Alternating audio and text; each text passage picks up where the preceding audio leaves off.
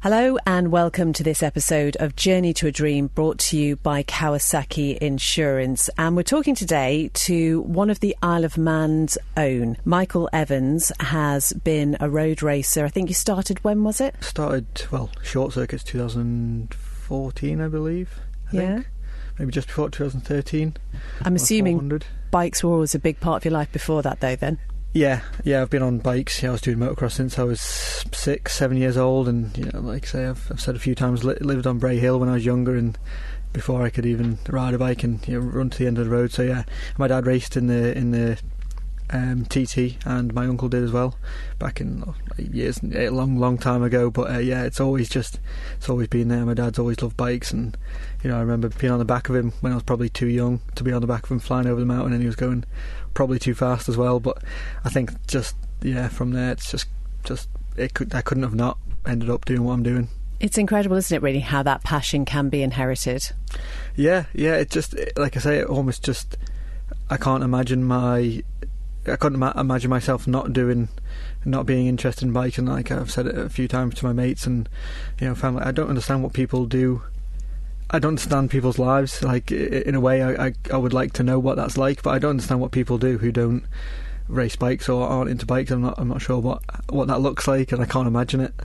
So growing up then, as you say, living on Bray Hill and getting a little bit older, knowing you had that obsession with bikes, what was teenage Michael like? Were you the sort of person who was going out and partying and doing that, or was it just all about your obsession? Yeah, I think obviously when I was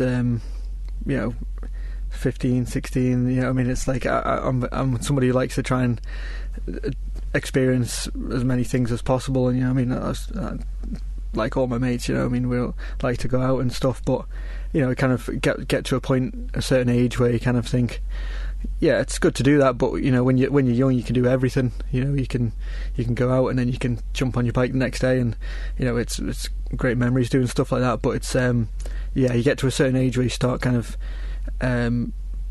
thinking about what you actually really want and how important certain things are and the best way to go about them. You can easily find yourself going out every weekend and wasting your money and wasting your time, and it doesn't help you become a TT racer, basically. How did you find school?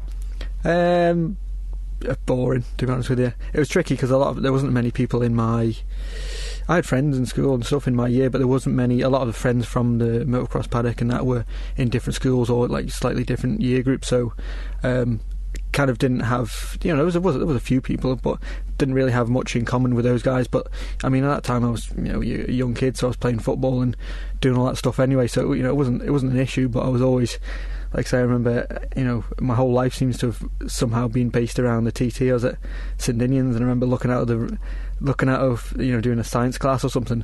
I'd just be daydreaming, looking at the top of Bray Hill at the crossroads, just because I could see the track. And then doing GCSEs during TT week, which was I was going to fail anyway, wasn't I? There's no chance. I would just hear the bikes flying through and just thinking, trying to think, what's going on in the race and stuff, and they're asking me about stupid questions on a test. I'm never going to pass that. So yeah, it just seems to have always been more of a focus towards a TT than anything else, to be fair. And in terms of family support, I know obviously with your dad, you mentioned your uncle as well, there was obviously no question that you were going to follow in their footsteps, but was there any resistance family wise? Because it must be quite worrying from their point of view. Yeah, I mean, there wasn't any resistance. I mean, I think somewhere, in your family, they would, if they had a choice, they would choose for you not to be doing that. Same. I would feel the same. If I had kids, if there was a choice, you would kind of, but you're better off watching. Sit on the hedge and watch, and it's okay and stuff like that. Or take up something like football, which would be a lot cheaper and a bit less intense kind of thing. But no, I mean, my parents have supported me. Like I say, my dad and my mum and dad, worked really hard to get me on bikes in the first place, which wasn't, it's not like come from a lot of money or anything. So for me to have motocross bikes from the age of 6, 7, there's a lot of people out there who aren't in that position, and I'm only in the position now because of those. You can't really. It's a struggle for anyone to start really late, and so I built up a lot of skills and stuff over those years of doing motocross, and a lot of friends as well. So yeah, they encouraged me with the bikes, but I don't know, maybe they didn't think that at that stage it'd end up, kind of doing the TT. It would hopefully just do, kind of club motocross and just wobble around for the rest of my life. But yeah, you weren't going to do that, were you? Have you ever had that sort of "what the hell am I doing" moment in the middle of a race? I've had it, not in the middle of a race, because you're okay once you get going. It's kind of like before races. I've had it over the past few years where I've found myself in positions that I've always wanted to be in. On the TT start line before the senior, and you're like, or Macau on the start line, you're in China, or those big races, and you kind of just have that a bit of a moment of thinking, oh, how have I put myself in this position, or like, why are we here? Like, how's this happened? But that's what I love about it, being kind of nervous and scared, but getting over that and focusing on what you're actually there to do, and trying to enjoy, wanting to be there for so long, and then once you're there, trying to enjoy the moment and experience it and take it all in, and not kind of take anything for granted. As we're sitting here, February 2025, what do you think that Michael, who is struggling to do his GCSE exam, listening to the bikes outside, what would he think of where you are now? I would impressed. I would like to think impressed. I try not to. I don't like to big myself up. It's not something that I enjoy doing. It's not. I don't like to try and be too big-headed or anything. But it's so easy to be. It was so much easier to not be here in this situation. I could have just been. Not that there's anything wrong with what anybody else does. It's just obviously everyone's direction and stuff, and I could have easily have not done what I've done. I could have, just stuck around, played football, and again, there's no problem with that. But just done normal things, and not made it to the TT, and that wouldn't have been a surprise to me, because it's always you never know how these things are ever going to happen sometimes. So would you be able to give us an idea of how it all happened for you, how you go from having something that you love so much to actually being out there and doing it for real? I think it's just I've always just believed. I got to a certain age, and it was the main focus, the main drive for me to do for everything that I kind of did. Do you know what I mean? I got to a point where I was a mechanic when I left school for 2 years, and I didn't really like that. I'm not that good of a mechanic, which doesn't really help the bikes, but that was always a bit of a challenge.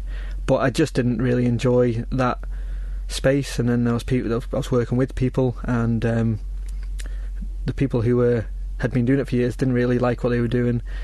The money didn't seem to be that great. Obviously, as an apprentice, it wouldn't be. So I kind of always looked at ways. Everything I've done is for racing. Do you know what I mean? So I kind of ended up being electrician and stuff like that, which I didn't think I was kind of clever enough to even do the maths class, all that kind of stuff. But I forced myself to do it. I don't want to be an electrician. I want to be a bike racer. But doing that, being an electrician, puts me in a position to be able to race bikes. So yeah, it's just always been trying to find the next step. And my first bike I bought was 400 Kawasaki off eBay for like £800, and me and my dad went over to Liverpool, just outside Liverpool, and picked it up, and it was basically rubbish. It was just a pile of bits. But I managed to kind of struggle through a few years and stuff, and just kind of me and one of my other mates, the first ever meeting I went to in the UK was, we left here on I think it was a Thursday night, to Heysham.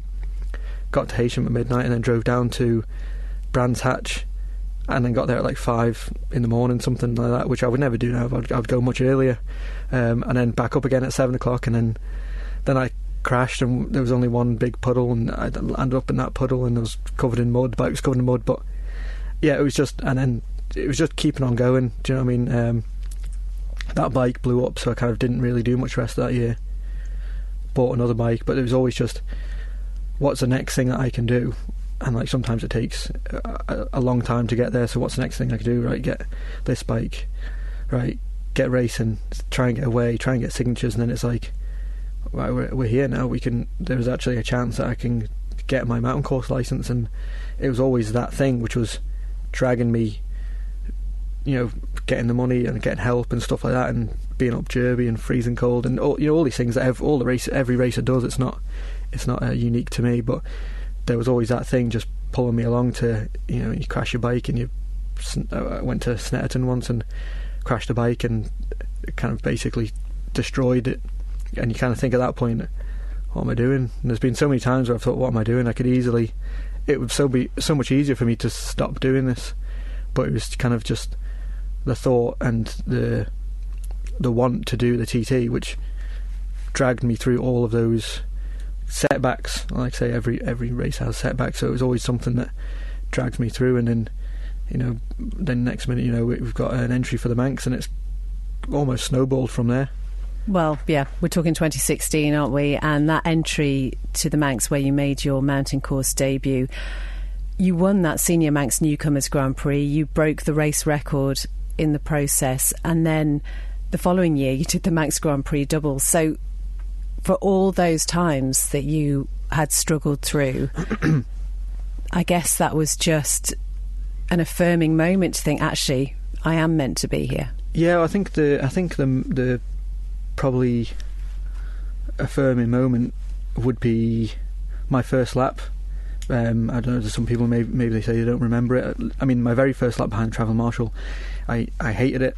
I mean, it was good. It's good that happens, and it should happen. But I hated it because I live here, I didn't take it for granted. I put in so much homework. I'd drive up to Castlework Steps, just below here, every single lunchtime, and I'd watch an onboard lap for about a year before. Like, I know where I'm going, I know where the track goes, but there was like, everyone says that, need to do homework and stuff, so I didn't think I was anything special to not have to do the homework as well. So it was, and that was like a religious thing. I would go up, eat my sandwiches, and watch the same onboard, exactly the same one every single time. And it was Malachi Mitchell Thomas. I'd watch his, and then the year after, in 2017, I'd do the same thing, and I'd watch Cameron Donald's one, Super Sport race. I can't remember what year that was, but that affirming moment was the first lap I was let loose just on my own, because I was so comfortable. I knew I'd kind of had a, if I was ever to teach newcomers, I basically have a basics book of the mountain course.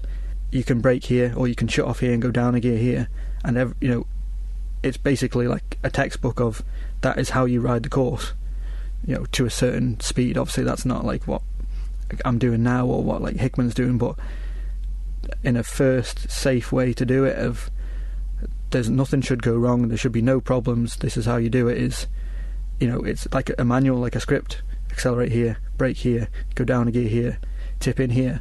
So I knew that before I even left. And like, people would say, it's because locals are the same, but I've done exactly the same with every track I've been to. Put so much work into it, so that like Macau the year before, I knew exactly where I was going. Obviously it's different when you get out there. It's always going to be, and it's not scary watching a video, and it is scary when you do it. So it's not like you can, but I knew what was coming. I knew, I never go into anything even slightly blind. Every possible thing I can do, I always try and do. So that first lap, it's the most comfortable I've ever been, and I was like, this is where I'm supposed to be. Like, I was more comfortable there than I was at school. Do you know what I mean? That's where I was supposed to be, if you know what I mean. So that's when I knew, I was like, this is just, regardless if I was going to be good or not, this is where I want to be. This is what I want to do. Like, it makes more sense being on a bike going down Bray Hill or whatever the speeds are than it does standing in front of people and talking or trying to explain. I mean, I'm rubbish at all that stuff, but I can ride the TT course and feel comfortable there. It's not something that intimidates me, or it's scary. Obviously, it's what you're doing is a scary thing, but it's not I don't shy away from it, whereas I do with other things that I'm not very comfortable with. Do you know, it's a real gift, isn't it, Michael, to find something that you love so much and that actually is where you're supposed to be. It sounds like this is exactly what your brain was programmed for, because not many people could do that, just watch an onboard and take all of that in and feel so comfortable. No.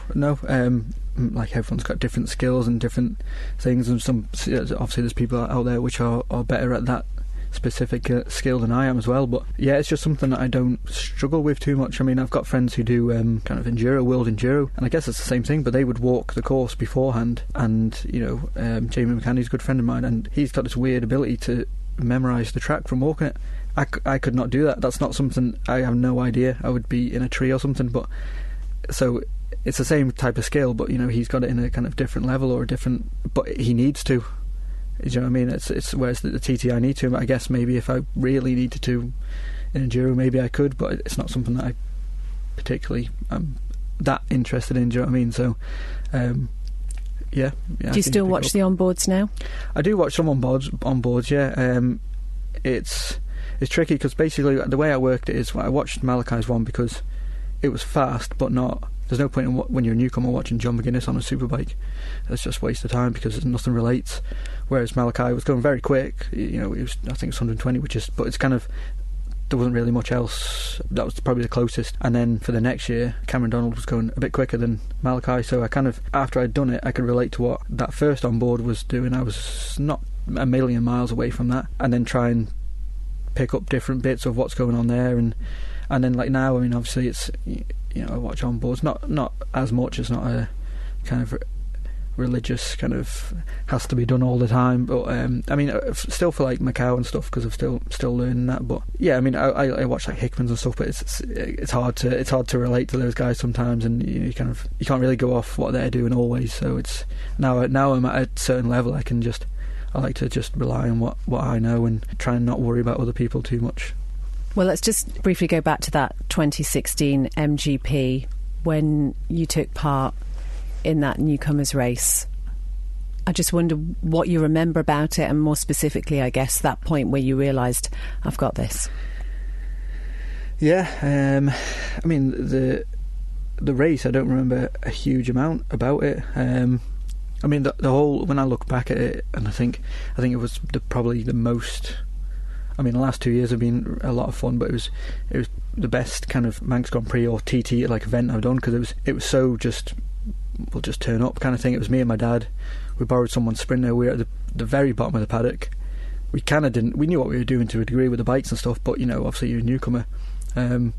He was working on the bikes during the day, doing everything he could and stuff, and we'd push it up through Scrutineer. And I genuinely, there's sometimes like a bit of a thing with Manx newcomers of expectation, but I kind of didn't really care. I did care. I wanted, if you'd ask me what I want, I'd be like, oh, well, I want to win that race, but I wasn't. There was absolutely zero pressure from me or anybody else.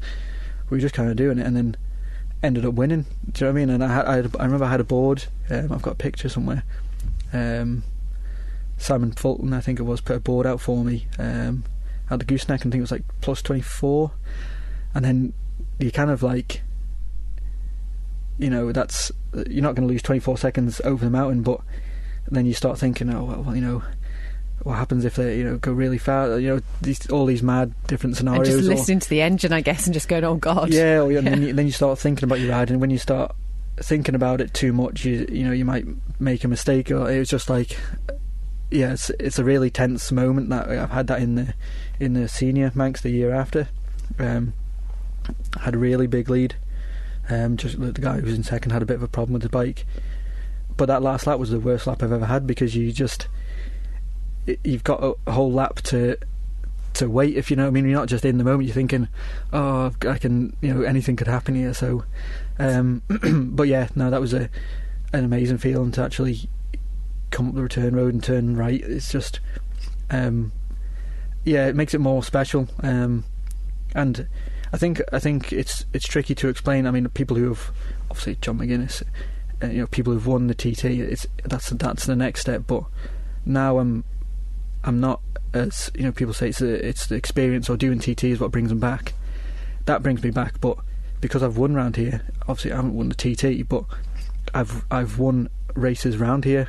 So the feeling of winning a race round here is just like, when I won in the 2017. I must have been happy for 6 months. Do you know what I mean? Just generally in life, just because of that. So winning a TT would just, that'd be it forever. Do you know what? I think people would honestly pay to have that sort of feeling in life generally. That is incredible. It almost makes me tempted. No, hang on, no. You just talked about you and your dad and how the fact that you were down at the bottom of the paddock, that first one in 2016. What was his reaction when you won? I think, he was over the moon.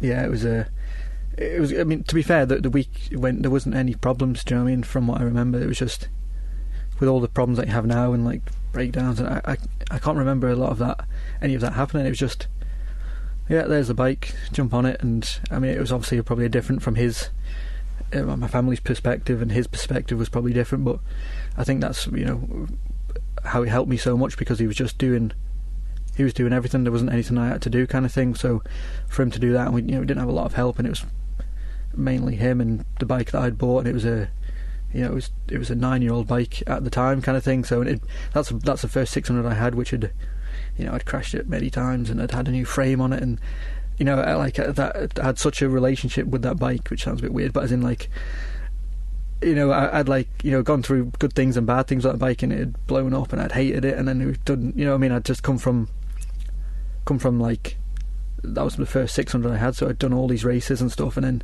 to kind of do it on that bike and stuff, and it kind of knew the bike inside and out, and it was really nice it was a great 2 weeks, to be honest. Sounds like it. And then you, obviously, as we say, you came back the next year, not one but two victories then. So I'm guessing there was never any question at that point of you thinking, this is what I'm going to keep on doing. And in fact, was it 2018 was the first TT? Yeah.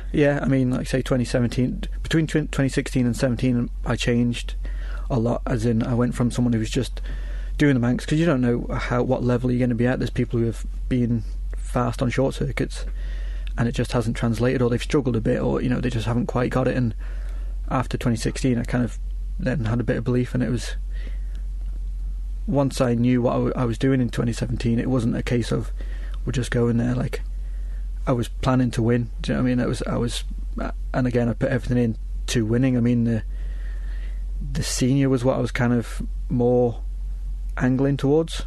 So the junior was actually a bit more of a surprise to me. So I mean, to do the double, I couldn't believe it. At the end of the 2 weeks, I couldn't have dreamt that I would have done that. And then into 2018, that was first TT, and it was the hardest 2 weeks of my life, to be honest with you. It was well, probably not my life, but it was a really, really tough, because you come from 2016, just enter, you win the newcomers. 2017, but win both races. You kind of like this has proven to me that I'm good at doing this.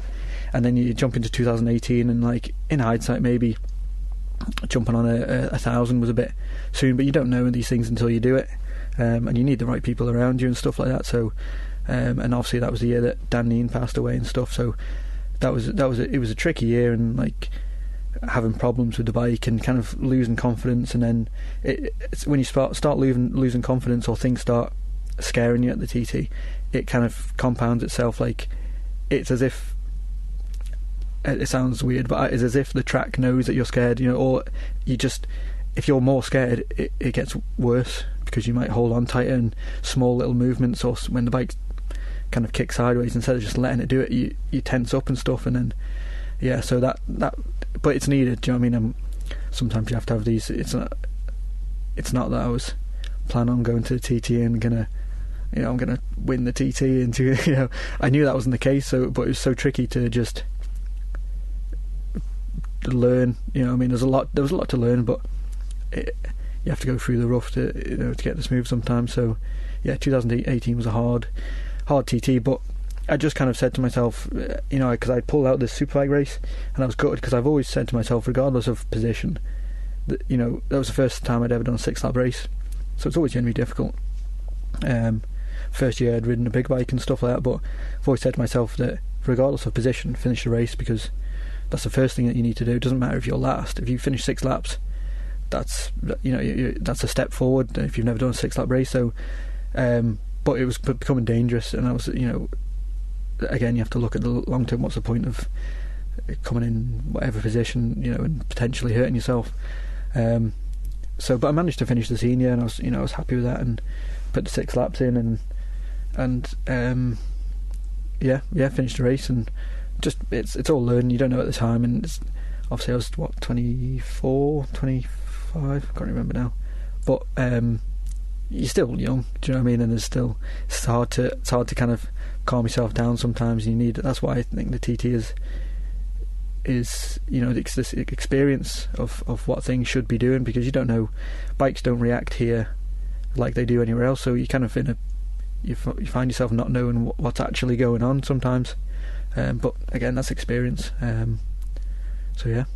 And then obviously 2019, and then there followed the crazy COVID years, and I guess from your point of view as somebody who just wants to be out there, that must have been an incredibly frustrating time. Yeah, well, I mean, like I said, it kind of 16, 17 was unbelievable, and it was amazing, and then 18 was a struggle. But again, I'm happy for things to be a struggle. I mean, obviously everyone wants things to go well, but I like things being hard, and then forcing myself through that situation, or trying to learn from it, or just trying to be better. However, there must be a reason why that's happening.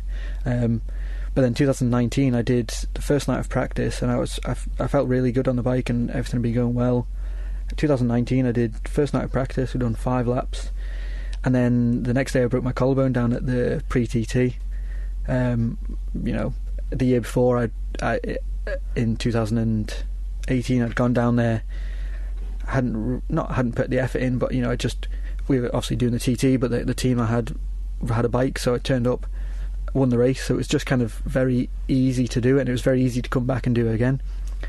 That year, I broke my collarbone, a small stupid little crash, broke my collarbone, so that was my TT over. So then, I couldn't have been more gutted, but it's, again, I was young, and people were like, there's next year, and I was like, kind of got through it and watched the TT and through gritted teeth, and just thought, because it was a year of learning, 18 was tricky, and I just thought all of that, I was just hoping to get back to 19 and just prove to myself that I can do this. I am able to do this. It's not just like a Manx Grand Prix rider. I've done that. I want to be a TT rider. So to miss the TT, I couldn't have been more gutted, to be honest with you. Were you arguing with the medics, trying to convince them that you were okay? Not so much the medics, myself. I was just trying to tell them it's not broken. It's broken collarbone. My mates all know I've broken my right collarbone 3-4 times, I think, 3 times, and in my left now. Yeah, it's a weakness that I've got, my collarbones. So I was just like, it's not broken. It hasn't happened, but it had happened. So, but then I reset, and we had the Southern 100 as well, and then 2 weeks before the Manx Grand Prix, I broke my collarbone again. So I kind of thought, no TT, right, at least I'll get on the track, at least I'll get to experience the course again. And I broke my collarbone, and I marshalled at the top of Crosby Leap, and it was good, but it was horrible. And that's an amazing thing to do, though, considering how much you want to be there. Yeah, it was a weird scenario, because I kind of put myself in a different life of, I'm not, imagine if I had not gone and done the racing, maybe I would have been a marshal, and I kind of was a marshal. I had 2019 where I was watching the racing as a spectator again, which I'd done with my mates in 2017. I just kind of like reversed again, and I was like, but then I kind of realised that I hated it. I just couldn't deal with it. It was just making me angry watching the bikes go past, and yeah, I just really wanted to be doing it, and I was gutted I couldn't. So, and everyone's like, there's always next year, and you kind of, right, okay, there is next year, that's true, it's fine, it's happened, you can't reverse time, so try and make the most of it, or just, that's all you can do. And then COVID hit. So when COVID hit, I was just, obviously it wasn't great for anybody, but I was just, COVID hit, and it was like, TT's cancelled, and I was just like, I can't believe it, because I hadn't raced since 2018. I'd done the first 5 laps on practice, but my last race was a senior race in 2018, so between that point and then obviously COVID, so it was like I had this weird learning phase, and then I kind of not forgot it, but I didn't do it from 2018 to 2022. So had this, everyone had that period as well, but if you missed 2019 as well, it was extended. So yeah, that was a pretty tough 2019, and obviously when the thing with COVID, that was really tough, because I kind of just thinking, I've just started. I've been watching all these riders for all these years, and I've just started, and I'm having a 4-year break. Like, that doesn't make any sense, really. And then you did come back in 2022. Was that your first top 10 TT finish? Yes, on the Twin, I believe. But 22, I mean, Manx Grand Prix gave me he helped me out a lot. That was a tough year as well. I mean, I was racing 21 over here, split with that team, and then I had bikes for 22. Went to the Northwest as a newcomer, and then that year was just about kind of building a foundation again of just right. The TT's back on. I'm lucky enough to have bikes. Just kind of build a foundation of just something. Yeah, couldn't have been happier to be back. And I guess almost must feel like you're starting out as a newcomer again when you've had such a big chunk of time away. But you talk about the people around you, and I know you're very close to the people who support you, who are on the start line, who are in the pits with you. And I just imagine that must be so important to have that trust and that bond with those people. Yeah, definitely. I mean, for me, I like having people around me that I really trust, because there's people out there who would.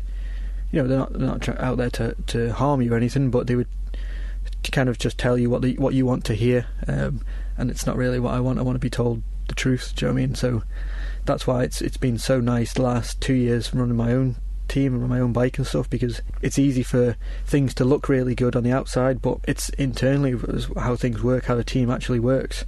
I mean, obviously you got like Hondas and all that. I mean, that's the next step and stuff. But there's there is teams or people in it, everything's there. All the ingredients are there for everything to go well, but it's the people that you need.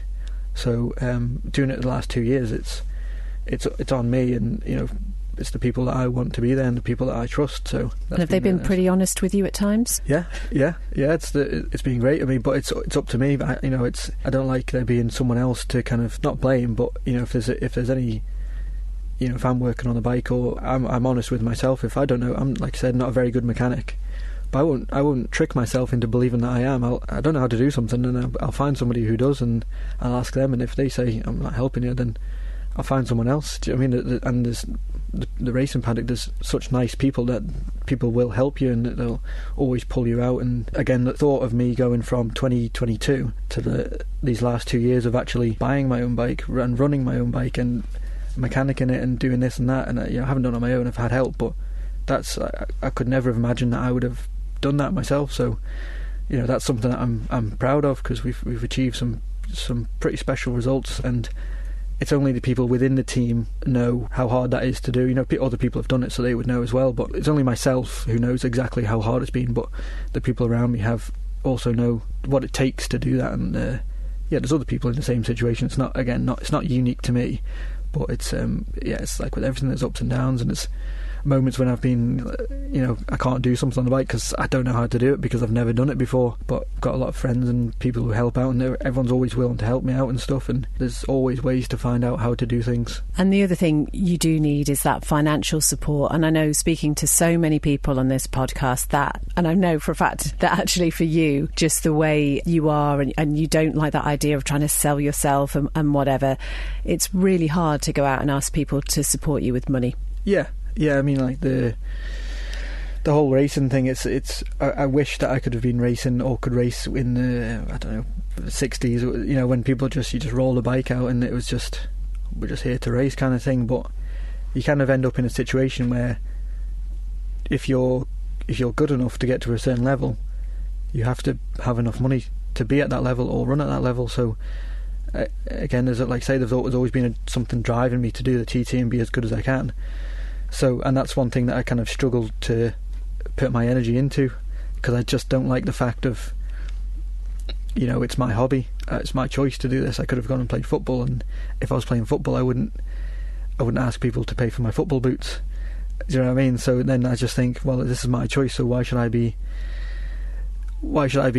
asking people for help kind of thing? But people want to help, and people, but getting your head around that people do want to help, and it's something that they enjoy and people get enjoyment out of it. Well, they want to see somebody that they have put something into going around and doing well, don't they? They do get something out of it. Yeah, which is it's hard for me because I can never imagine not being on this side. I could always, maybe I hope when I'm older I'm able to help people as well or do something, but it's because I'm in this at the moment and I'm riding and stuff. So it's always about like just finding a way to do it, and like with work as well.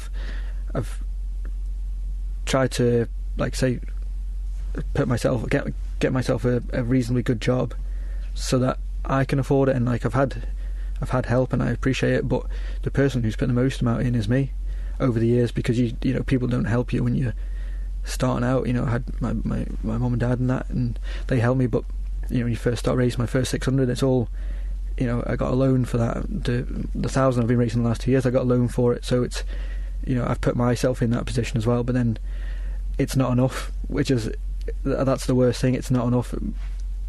You know, I think it's changed so much from, I don't know, maybe it's always been expensive, but you know, 20 years ago you see people turn up, but it's become in a good way. It's become a more definitely the TT is more professional.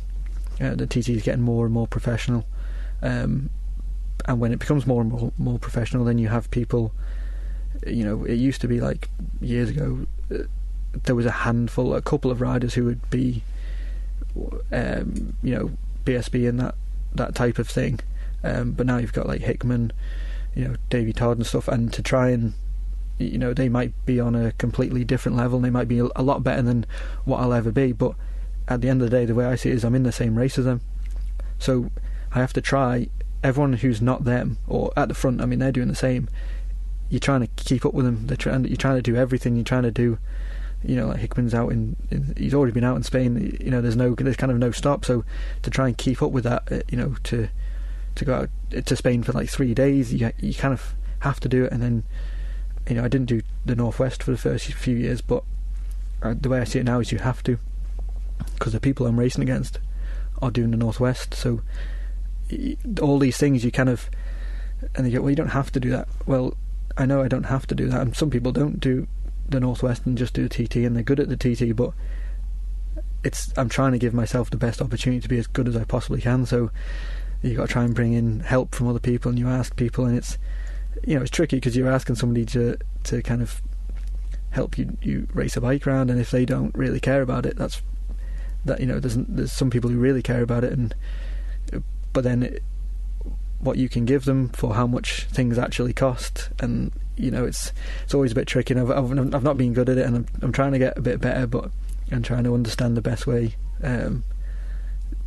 so that it works for everybody and people enjoy it. But you know, it's definitely find that tricky. And as we're talking, Michael, we've got another sort of a big life change coming up for you work-wise, which again is all centred around this and your need to be able to go off and do races when you need to, but also obviously get the money in too. Yeah, I mean, there's various, you know, reasons. It's not 100% TT. It's not. I'm not a professional bike rider, but I want to be a professional bike rider. And there's a lot of people in the paddock who work for themselves, or they're in a position to kind of do this and do that. And I just want to give myself the best opportunity at the time to. You know, I've been given an opportunity, and then, you know, make the most of it, kind of thing. Whether it lasts for a year or, you know, the next 10 years, and I feel like kind of going self-employed so I can do the things that I kind of want to do is the best way to give myself the best chance. I mean, I might be wrong. It's like I say, it's all a bit of a learning curve, but yeah, I think it's nice to be able to do that. And yeah, I'm just trying to give myself the best chance to be as good as I can. So what sort of things are you going to be doing? Just all electrical work and maintenance, just kind of whatever I can. Okay, so if anybody needs you, how do they get hold of you? Yeah, Aspire Maintenance. That's the business. So yeah, I'm starting next week. So I don't even know what's going to happen. Oh. I think I'm more scared of this than I am the TT. Great name though, I like it, because it sort of sums everything up, doesn't it? Tell us then how Dapperbet came about? Was it a phone call? Was it just a chance meeting? I think it was... It's strange how things happen. I mean, the team could probably say better, but I think it came from Macau 2023. So, which I wasn't originally supposed to be going to Macau. I mean, I've always wanted to do it, but there's not really... it's a bit of a weird... You have to be invited kind of thing. It's a bit of a strange kind of way of how it happens. And I think I sent an email off to Mervyn, because I think he's linked into it, just to see. I don't know how it works, and then he sent on to somebody else. Sorry, who's Mervyn? Just for people who don't... Sorry, runs the Northwest 200. So because there's a link between the Northwest 200 and Macau, yeah. So the entries were all closed. They said, "Oh no, you haven't." The entries are closed, you can't come this year. And I was like, oh, okay, well, at least I know how to kind of do it. And then it was late in the year, because obviously November is Macau, so it must have been September. My season was over, and it was kind of like, oh, do you still want to come to Macau? So, I hadn't ridden the bike since the TT, and it was I hadn't ridden my own bike, since the TT in 23, and then it was like this kind of mad rush to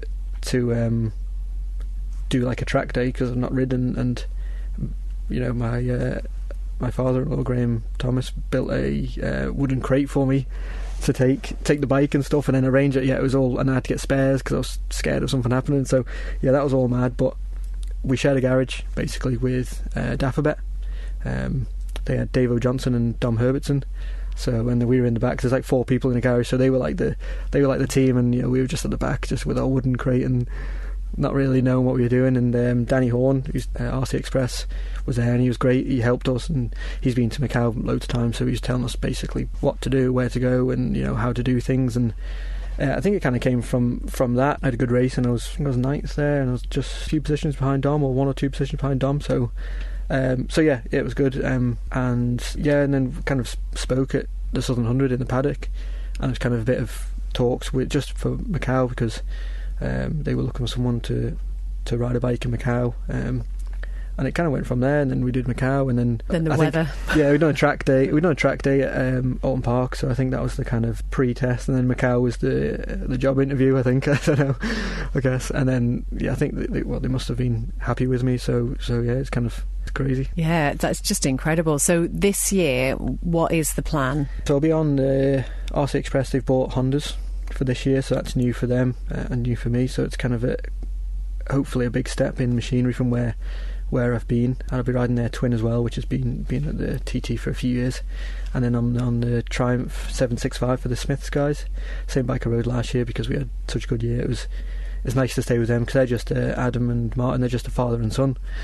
Just like it kind of should be. They haven't got a lot of money, and but they believe in me, and they've put like a really good machinery underneath me, so they're doing as much as they possibly can to help me. So it's nice for me to be able to kind of stay with them, and like there's all these other teams out there, and all these other people kind of throwing money about and all this, and those guys are they're gardeners and cut grass and hedges and all that kind of thing.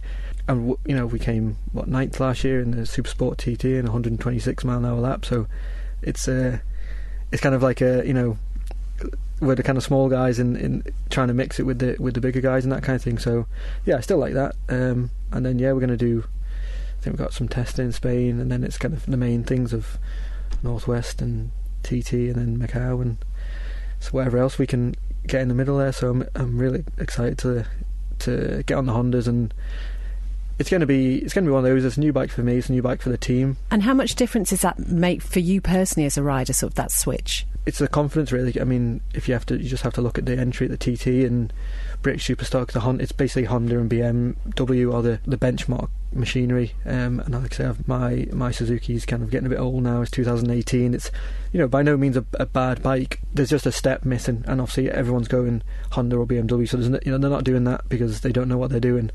There's a reason why. So I'm excited to see how I can progress with the Honda. And like I say, I think that it's going to be tricky because it's a new bike for both parties, and they've not been, RC Express haven't been to the Northwest for a while, so it's going to take time, but these things always do. And it's an evolution. You don't learn something, you miss something, next you learn it the year after. I've had the same with my own bike, it took 2 years to get to a position where you know how it works and kind of a good base setup. So I'm hoping we can do it a bit quicker than that, but yeah. Just thinking about having obviously your own setup and knowing who's got responsibility for what. Obviously you're not doing any of the mechanic-y sort of stuff, but when it comes to the team side of things, I wonder how much of a change that's going to be for you, because presumably you sort of take a little bit more of a step back. Yeah, I mean, I think it's a good thing. I just need to remember that. Do you know what I mean? Because what I want to do is not have to worry about being a mechanic, because I'm not a very good one. Is just worry about the riding, so I can make sure that I'm ready and just focus. It's not so much at the time. It's because at the TT I had a mechanic last year, so that took a lot of pressure off during TT. But it's before, if you're doing the Northwest, like races before, this time of year the engine would be out of my bike and it would be up to Slicks or somebody, and then so you've got to think about that, and then you've got to think about all the other bits, and is anything wearing out, and is anything getting old, do I need to get any replacements, does all these things, and then get the engine back in. It's that's the biggest stress, and before the Northwest. Is everything perfect? Because it's got to be. It's so important, because it's so important at any track, but I mean obviously on road circuits, I would, and because of my I'm not that confident of a mechanic, I couldn't deal with myself if I'd done something stupid which caused any sort of incident or something like that. So it's really stressful for me, because I want everything to be perfect, but when you're not 100% confident on your ability to make everything perfect on a bike, it just I check things and double check them and triple check them, and then I'm like thinking about it all the time. So, and then the same, you come back from the Northwest, is the bike okay, all these things, and then get it ready for the TT. And yeah, like I say, there's other people in that same situation, so but it would be nice to just concentrate on myself and just... Yeah, you can spend that time watching the onboards, can't you? Yeah. Being in the best position possible physically and mentally, but yeah. We haven't really talked much about Derby over here and the Andrews Racing Association. We always do this because we give a shout out to Lee Bartram, who organises some fantastic guests for this podcast, because you're a former Isle of Man Solo Centre Andrews Racing Association champion. I think you won the title 2020, so at least there was something happening that year. And Michael, we talk about how that organisation, certainly in recent years, that just what it gives to people who love the sport over here, both those who want to be out on the track, but also those get involved behind the scenes. To have that sort of grassroots organisation is crucial. Yeah, it's amazing. And Derby is it's a rough place, and it gets a bit of slack sometimes. But it's, as a track and an organisation, there's so many people at the T2 local riders who wouldn't have been there without it, kind of thing. It's such a good place to learn, and the track itself is it actually has a lot of the things that is very helpful for the TT, and it's a shame that we can't kind of make it bigger and have kind of some sort of like UK event, because the track itself is amazing. It has a bit of everything. It's bumpy, it's got patches of tarmac and stuff and different bits and this and that, but so is the TT, and it's road racing, so it's if you're used to Alton Park and stuff like that, it's a completely different place, and there's high speed corners, there's everything. So, and like the guys do some really good work up there, and to try and get everyone out on the bikes, and hopefully it's growing. If we were to fast forward to this time in 2026, which is a terrifying thought, but what would success look like for you for 2025? I've always just wanted to improve. Like I say, I mean, people like John McGuinness have been here for far too long. But he's improving. His last year was his fastest ever 6 laps. People might say that he's passed it or whatever, but I don't see why. There's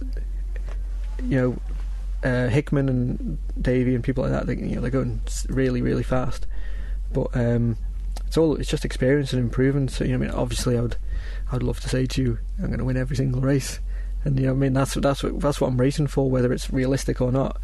I want to win a TT.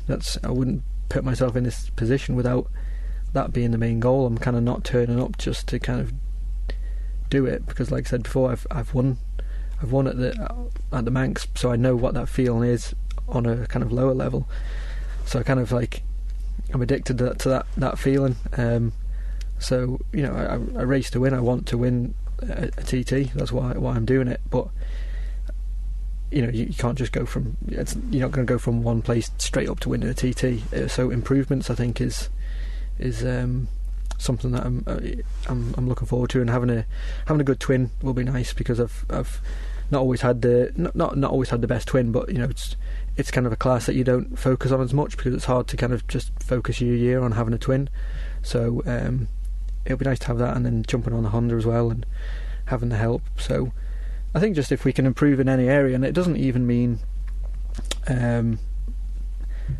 position and speed, obviously we want it to get better, but if I can become more comfortable or improve in certain areas, it's all building up to hopefully that day when all that experience and all those years of learning add up to that moment. Do you know what I mean? Whenever hopefully I get to that moment, but it's just trying to build blocks of what I've done one year onto the next year, and just see if I can improve and to see where it takes me, basically. And spare a thought for that future rider who's probably sitting doing their GCSEs in St Ninians as you zoom past. Random question. Okay. If you could swap places with any rider that's been in the TT ever, who would it be? Just for one lap. It would have to be any rider. Oh God, that's a tricky one. It's either going to be Hickman, lap record lap, just to see what that's like, or John McGuinness. I think it was senior TT 2015. I was with my mates at Concatrees on the Ale, so we were watching him. But I think that was the year when kind of people had said that he wasn't going to win again, and he came back and he won the senior, I believe. Could be wrong with that.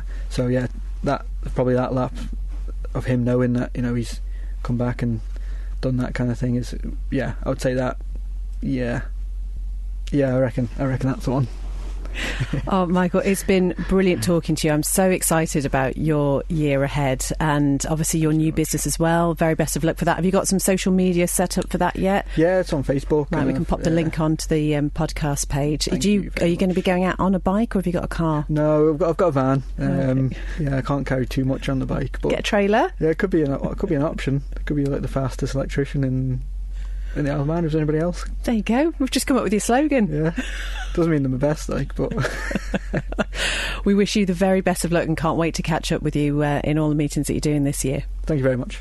Michael Evans, and we wish him all the very best for riding with Dafabet and RC Express Racing this year. Cannot wait to see how he does. He's genuinely one of the loveliest people in the paddock, and even when you approach him with a microphone and it's the last thing he wants to do, he'll always stop and have a word with you. So thank you very much indeed to Michael for coming in to speak to us. I've put the link to his racing page so you can keep up to date with his progress on the podcast page, and also a link to his new business as well. And again, there's a big thing to be doing, isn't it, when you've got everything else going on? So very best of luck, Michael. The Journey to a Dream podcast is brought to you by Kawasaki Insurance, and you can find out more about them by visiting their website. It's kawasaki-insurance.co.uk. Thank you again to Lee Bartram from the Andreas Racing Association for all his help in sorting many of the guests here on the podcast. And if you'd like to get in touch, we'd love to hear from you. BethSB@manxradio.com is the best email address. Until next time, take care. Bye-bye.